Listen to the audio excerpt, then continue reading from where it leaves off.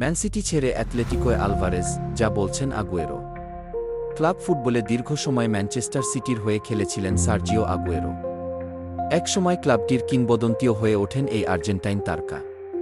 তার পথ ধরে একই পথে হাঁটা শুরু করেছিলেন হুলিয়ান আলভারেজও, কিন্তু সেভাবে গেম টাইম না পাওয়ায় কিছুটা আক্ষেপ তৈরি হয়। সেই আক্ষেপ ও কিছু বিষয় মিলিয়ে ম্যান সিটি ছাড়লেন আলভারেজ।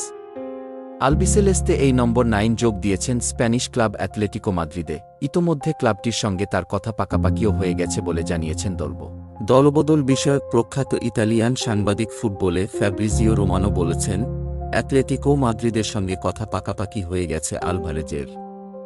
তাকে দলে ভেড়াতে 75 মিলিয়ন ইউরো ফিক্সড এবং বাড়তি 20 মিলিয়ন ইউরো অ্যাড অন হিসেবে খরচ করছে স্প্যানিশ ক্লাবটি।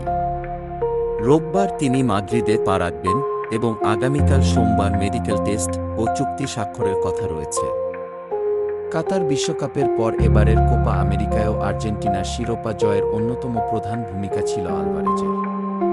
24 বছর বয়সেই তিনি এবার একটি বড় ক্লাব ছেড়ে নতুন চ্যালেঞ্জ নেওয়ার লক্ষ্যে স্পেনে যাচ্ছেন।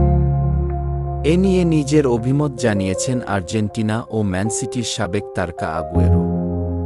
তিনি বলছেন, তরুণ ফুটবলার হিসেবে সে আদর্শ, কারণ সে এখনও খেলছে।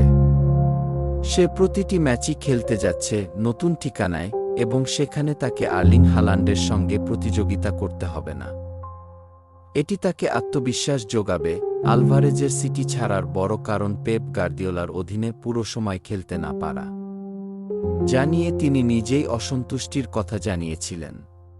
সিটিতে সব মিলিয়ে 103টি ম্যাচ খেলেছেন আলভারেজ, যেখানে 36 গোলের পাশাপাশি তিনি 18টি গোলে অ্যাসিস্ট করেছেন। এই সময়ে তার গোল ও পাসের হিসাব অনুযায়ী সিটি 80 মিলিয়ন ইউরো নিজেদের পকেটে পুরছে বলে উল্লেখ করেছে আলবিসেলেস্তের সংবাদমাধ্যম টিওয়াইসি স্পোর্টস।